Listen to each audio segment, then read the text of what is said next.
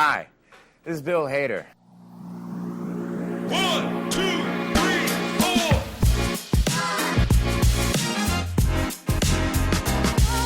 4. Bill Hader.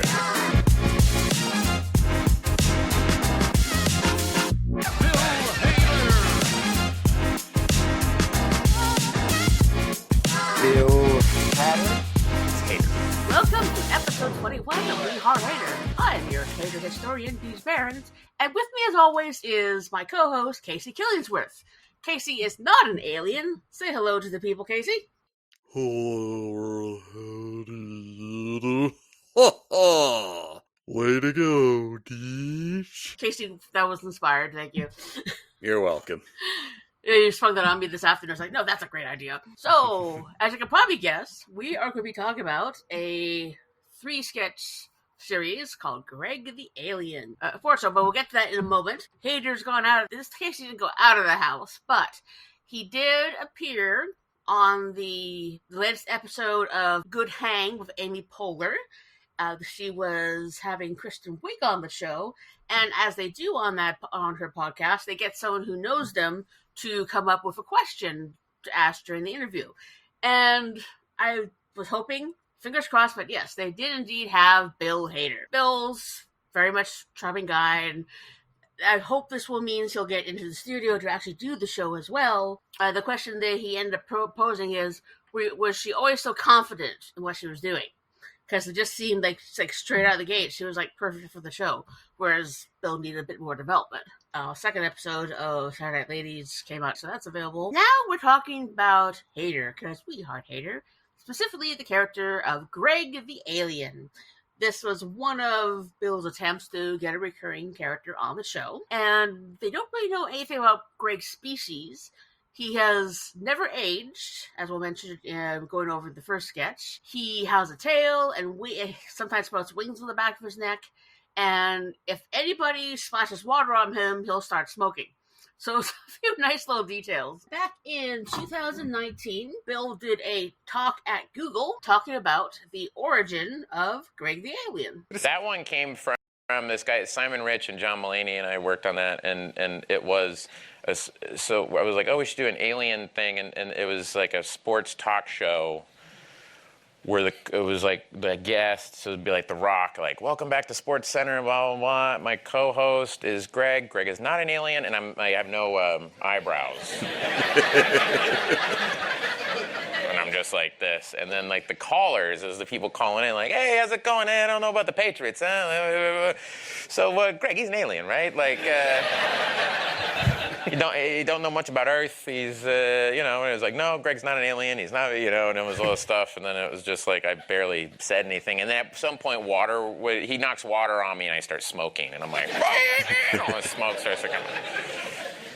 Well, I brought it up because the actual voice itself is so unusual and so unique, and I was just wondering, like, how you approach a character, a unique sort of character like that. Like, it sounds like you're inhaling. No, I don't know where that stuff happened. I mean, it's just initially Greg was like normal. He talked normal, but he would say like, "How much does your brain weigh?" Like he just wasn't. He clearly wasn't from Earth. And then I remember John Mulaney was like, yeah, what if you just, like, grunted or something? What if it was, like, more like a character? And I was like, oh, like kind of thing. And he was like, yeah. Let's do that.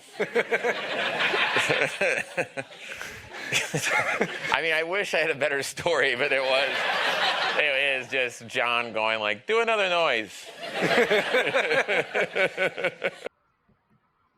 Quite frankly, I thought the voices were great. I mean, Bill does so many wonderful things with his voice that never cease to amaze me.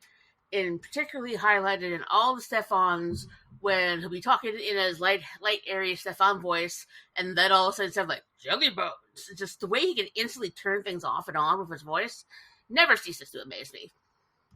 I do like how this was obviously informed by some of his Star Wars impressions, like the dying Tauntaun we saw, but he managed to take those and twist those into something unique and original as a character, because, you know, George Lucas is very litigious, but he did eventually work in the Tauntaun impression in a very later edition of Stefan with some of the club names. If you're well-to-do and you just gotta hunt humans, I know just the place for you. New York's hottest club is...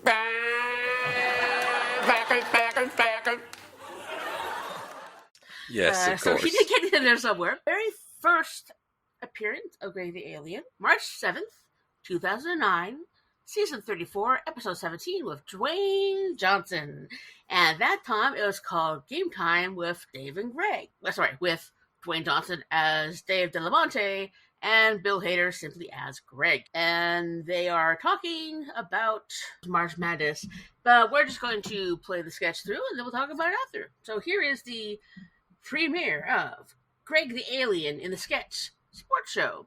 Hi, and welcome to another edition of Game Time with Dave and Greg, your one-stop shop for sports talk. I'm former NFL linebacker Dave Del Monte, and with me as always is my co-host Greg. Greg is not an alien. And today, we've just got one topic, March Madness. There it was. We're a week away from Selection Sunday. Who's going to be in and who's going to be out? Let's go to the phones. Caller, are you there? This is Chuck in Secaucus. Love you guys, love the show. I gotta say, Dave, you were wrong about OU. I mean, wow, man, can you spell upset? All right, you got me. Way to go, Chuck. Way to go, Chuck. I gotta say about Greg, the guy's an alien, right? I mean, he talks weird, he's got no eyebrows, you don't know nothing about Earth, you know? I don't know, I love the show. Thank you, caller. And Greg is not an alien. Way to go, Chuck.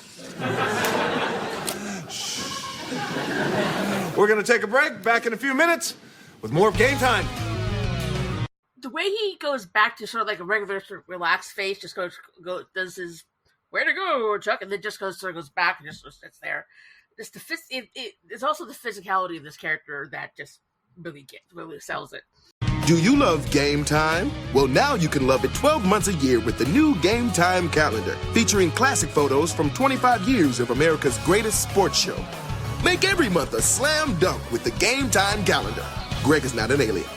So in case you couldn't see that, but the pages on the calendar were, you know, Sandberg with slick blonde hair and Sudeikis with a buzz cut, and then Dwayne Johnson's character in present day, and they're all looking increasingly uncomfortable while Greg looks exactly the same. No eyebrows, just no emotion, just very stiff.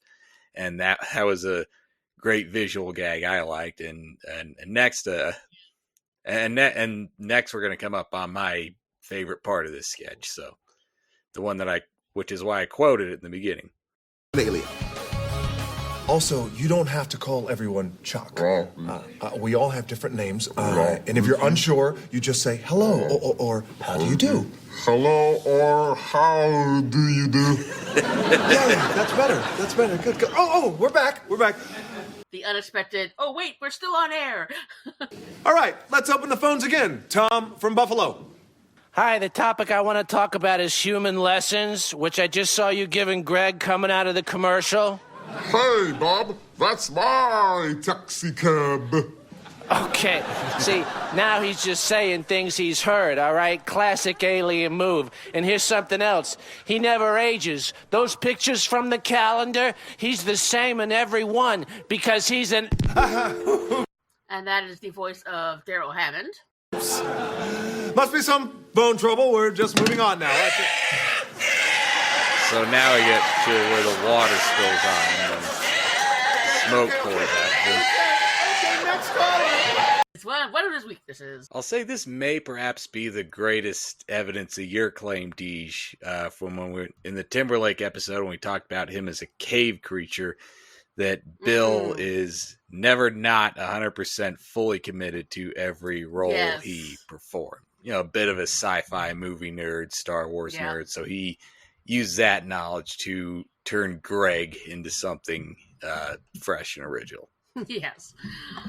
Although the eyebrow makeup's pretty good for distance, but once you get closer in, you can sort of see where the latex overlay is. So, but then again, that probably just adds to the alien nature, alien look. So. Next caller, Pat. Pat from York, Pennsylvania. Hey.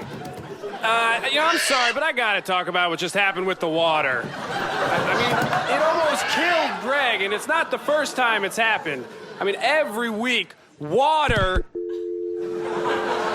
Okay, one final caller. We're talking March Madness and only Sandberg. March Madness. Joey from Paramus. Go ahead. Okay, so me and my buddies are sitting here, and we think we figured it out. So, okay, that Greg is an alien, we are convinced. Greg is not an alien. No, he is. Everyone knows that. The only question is, why put him on a sports show? Now, my theory is, in order to live, he's got to eat human muscle. And who has more muscle than the athlete guests that come on your show? All of whom, might I add, disappear right after the interviews. They all go on vacation. Dave, come on, you're a grown man. I mean, look at him, he's got wings. Anyway, you caught all the way this year, baby. Thank you, caller. Time for a commercial. When we come back, we'll talk to our guest, one of the strongest offensive tackles for UT, Randy Dukes.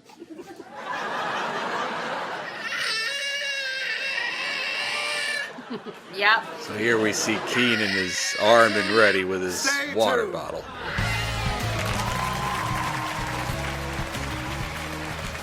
Absolute classic. So the great things I love about this one is the human lessons, with the unexpected. Oh wait, we're actually back on the air. The reaction to the water, and the caller who was basically explaining. The caller who was explaining what he thinks is the origin of Greg was Seth Meyers. And this is where there's a neat continuity here. Kenan Thompson is playing Randy Dukes, who in the second installment becomes the new co-host for Game Time. I like that semi-continuity, and Keenan's character from the end of the first sketch becomes Greg's new co-host, but it's a little strange that he went from somehow being fully prepared to defend himself against an obvious alien to somehow being even more bitterly defiant than Johnson's character, who was obviously eaten of Greg being an alien. Still, he was much more a natural fit for the role of Greg's co-host than Dwayne ever was, and his performance in this sketch showed Keenan's continued professionalism toward the show, even in seasons where he wasn't getting enough credit for it as he should have. Dwayne stumbled a bit early on, but he was game, but Keenan was more committed. Even though in this episode, Dwayne Johnson is not in this sketch, the second Game Time sketch, even though he was in the building and in this episode to do the Rock Obama cold open, so he could have easily played his old character, but he didn't. But Keenan in this role still worked for me. Yeah, the one notable thing about that episode with the Rock Obama being the cold open, and Bill Hader tells the story on Watch What Happens Live with Andy Cohen. So I was on SNL. He was the Barack Obama, where he got like really the Rock Obama, and he had to throw me through a window. And he goes, just you run, and I just pretend like I'm throwing you. But then on air, he got really nervous, and he really threw me. And I went through the window, through the backdrop, and then just like a cartoon went. Wow. And he was so sweet. Like the whole thing started. He ran and goes, "Are you okay? Are you okay? Did I break you? Are you brave?" And I'm like, "Ah."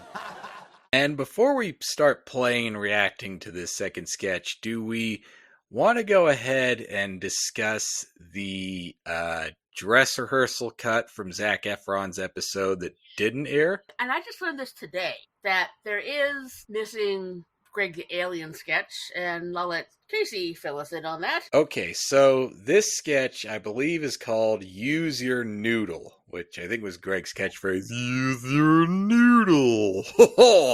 Called that because there's 3 Getty images from this. From those we see that the setting is changed from a Sports Center type show to more a Sesame Street like kiddie show.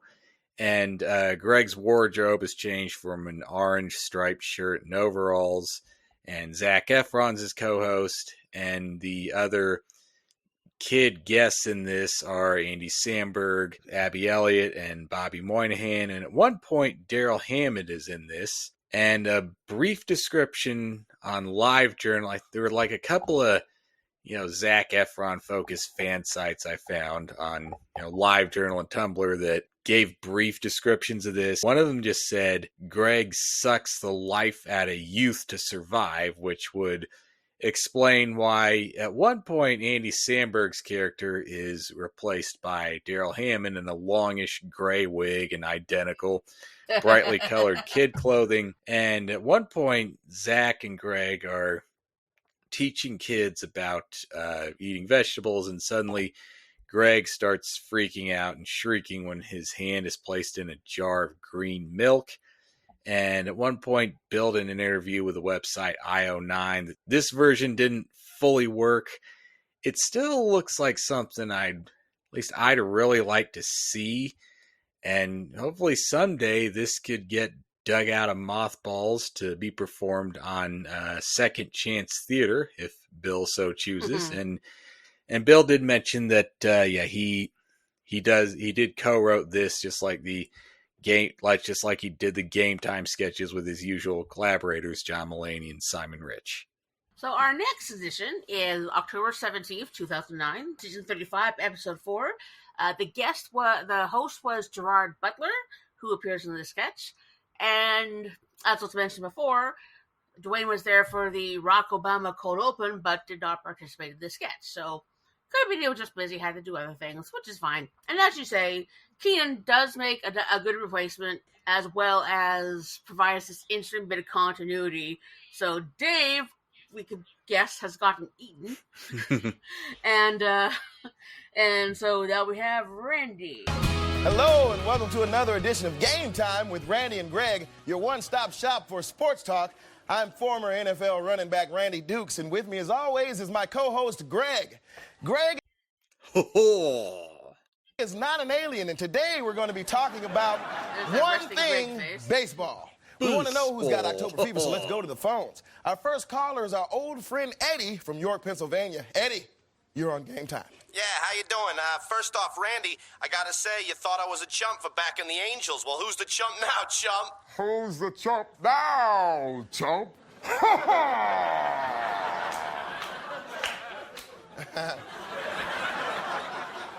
All right, you got me. Yeah, also, hey, what's it like working with an alien? Greg is not an alien. Let's move on to the next call. Baseball.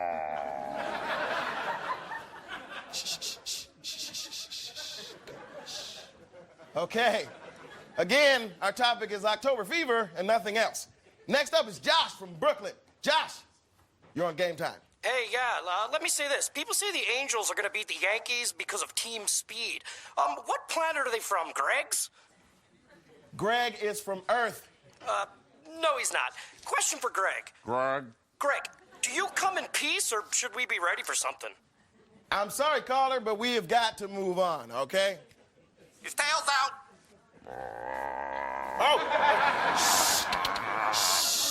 Easy.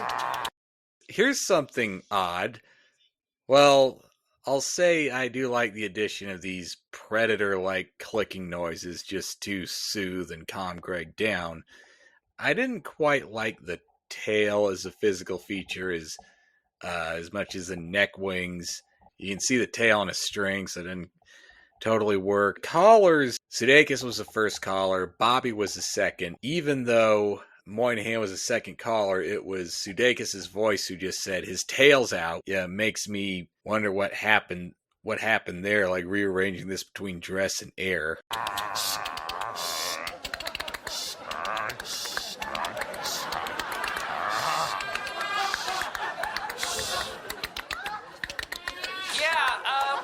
Which baseball club do you think will win the annual World Championships this year?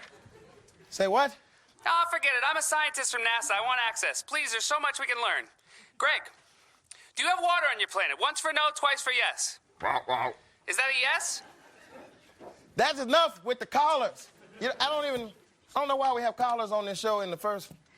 All right, it's time to bring out our first guest.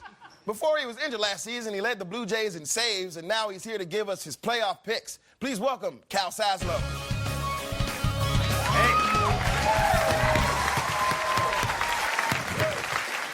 Thanks for having me on. I've never met a real live alien before. What are your picks? Wait, I got a question. Why don't you just call the show Greg the Alien? I mean, that's why folks watch it. To hear him talk and, like, look at the tail. Look at that. Now let's start this thing with being gooey, but... So Gerard Butler's just grabbing his tail, and that's what makes him smoke out. And what accent is he doing? He's supposed to be from Toronto or a Blue Jays player, but he has like a halfway there Southern accent. I mean, I know Gerard Butler's Scottish, but most NHL teams are comprised of Canadians, so it could make sense. He was originally traded or brought in from a team from the South. Yeah, and I do like the detail of Seth's caller being a NASA scientist, as well as how Bobby just snuck in his "What planet is Greg from?" question. The line read of, so which team do you think is going to the annual baseball championships? Like, he can't even pretend to think he's interested in sports. But it's dry. Oh, okay. Easy, fella. Whoa. Easy, boy, easy. I think he said, I always thought the tail would be gooey, but it's just dry. I'm sorry, Greg, I'm sorry. Well, that was too many things to address. Join us next week for Game Time with Randy and Greg, and we'll be talking baseball with none other than Mr.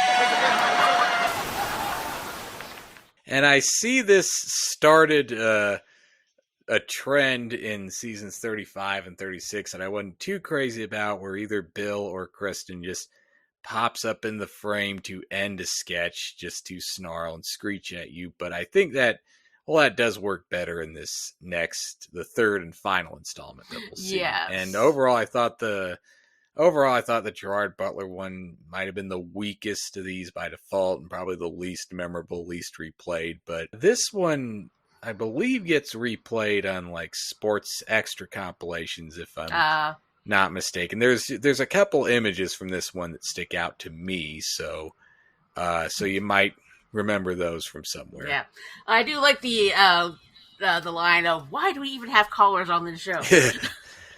Another example of the sketch questioning its internal logic in a way that feels appropriate. Like he said, if he's an alien, why is he on a sports show? So next is the final, unfortunately, final installment of Game Time with Randy and Greg. This is January 30th, 2010, season 35, episode 13, with our host, John Hamm. And I will have to say, this is my favorite one. And John Hamm always being game and committed for anything he does on this show. One of my favorite bits for this entire episode is Hamm. This is where we get Hamm and Bublé. Right. And a quick clock punch that I wanted to bring up here is again, Andy Timmy would say, I do like, this is when this is the most notable. I do like the detail of all these extra bobbleheads and figurines on the desk, which make this and Bill's performance, which gets a bit looser, they make this the most lived in of these sketches. Like, the set wise, it does feel like a real like local New York, New Jersey sports show. Yeah, and the figurines are always changing. Mm-hmm. I wonder if this is what inspired little part on Seth's desk on late night. Possibly. I mean, every late night host has trinkets that aren't terribly noticeable, but they're just limited to coffee cups. Seth made that his own. The final, Greg.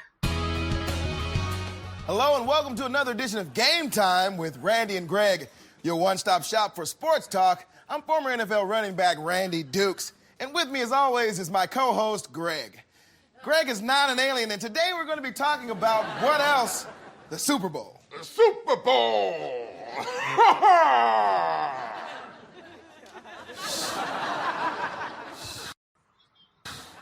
Okay, first caller is Rick from Passaic. Rick, what's on your mind, buddy? Yeah, I just wanted to say that Colts game was amazing. I told all my friends that Peyton Manning would bite his tie and then take him down. You're the man, Rick. You're the man, Rick. Also, I'm a first-time caller, so I don't know if anyone has ever mentioned this. Fred but Armisen. That guy Greg is an alien, right? Like from outer space? No, Greg is not an alien. Nah, he is.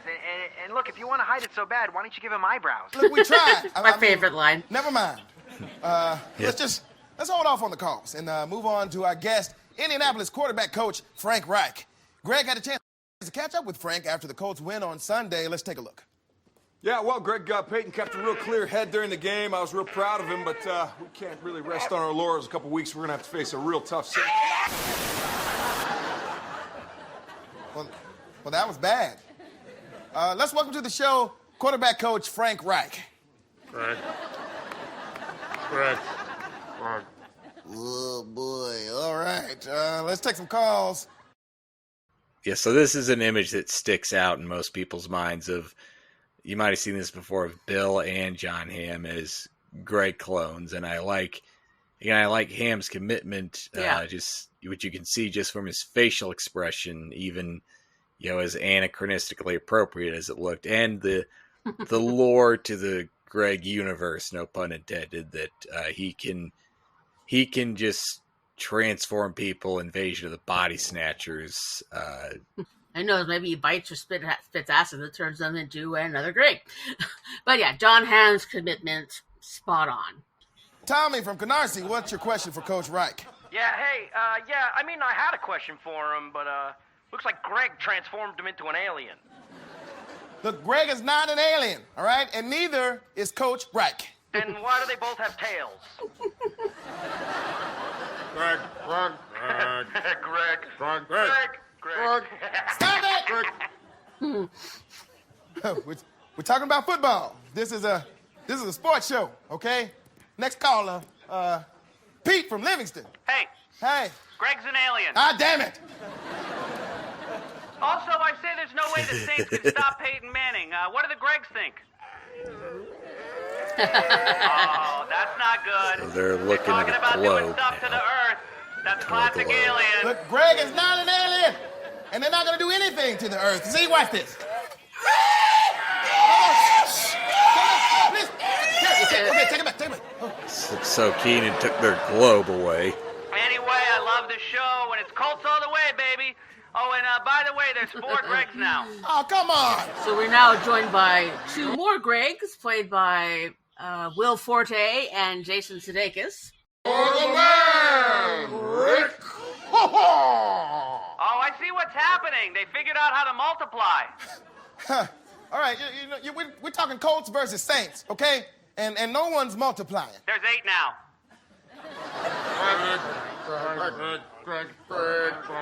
Going from left to right in the background, we see writers Mike O'Brien, Brian Tucker, Andy Samberg, and Kent Sublette as multiple Gregs. So, hey, it's Kent Sublette. It's nice to finally get to see what that guy looks like. Well, which one is he? Well, he's the one farthest to the right behind Sudeikis. Okay.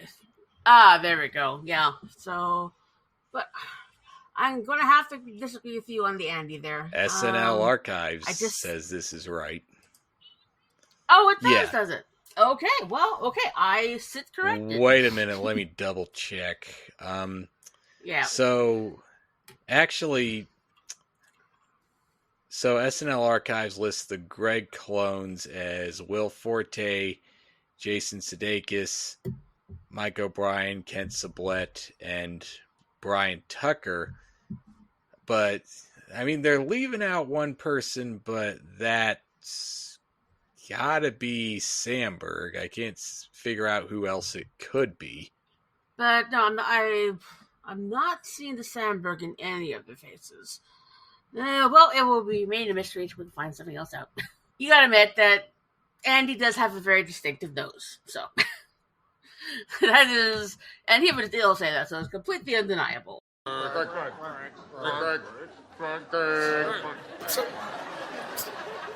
Okay, well, that's the show.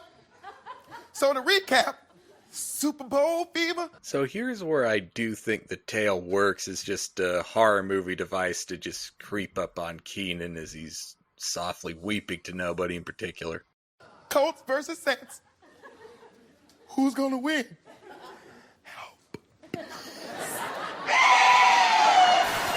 And here's where I think the creep up into camera works as well. Yeah, this is where Randy just cracks. So that is the joy and wonder that is Greg the Alien, and I really miss Greg. Things that they would come up with for Bill to do with the part with this last one, the part with the globe, when they're looking over the globe, looking over the earth, and so the moment that's taken away from them, they completely freak out. They don't smoke, but they at least freak out. Where during Tommy, played by Bobby Moynihan, they were saying Greg, he was saying Greg. Oh no, they're doing stuff to the earth, as by saying classic alien move. And they tried to give him eyebrows. Look, we tried. I really wish there was more, but unfortunately, we do not have any more of Greg the Alien. So I still think it's one of his most underrated creations. Me too, definitely. It's kind of a cult favorite, a cult sketch. What we're gonna do next episode is we're gonna start wrapping up our coverage of season 32 of SNL with the review of that season's finale with Zach Braff and Maroon 5. Do enjoy Zach Braff, and I get a chance to see Zach Braff live a couple years ago when they're in the height of when they're doing Fake Doctors, Real Friends podcast.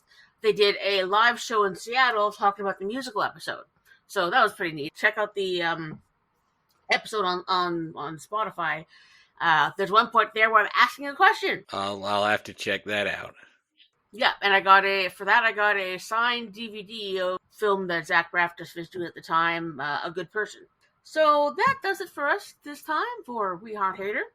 I am Deej Barons and will continue to be. And I will still be Casey Killingsworth until I am notified otherwise. And no matter what time of day or how we're feeling, we'll always be comforted with the fact that we heart haters. We heart haters. It's what we do. Thank you for listening to We Heart Hater. If you enjoyed this episode and you'd like to help support the podcast, please subscribe and leave a rating and review on Spotify, Apple Podcasts, Amazon Music, or wherever you get your podcasts. We Heart Hater is a presentation of Wacky Notion Productions. Created by Deej Barons. Hosted by Deej Barons and Casey Killingsworth. Recording and editing by Deej Barons. Intro and outro music by Music Unlimited, used under Creative Commons license, courtesy of Pixabay.com.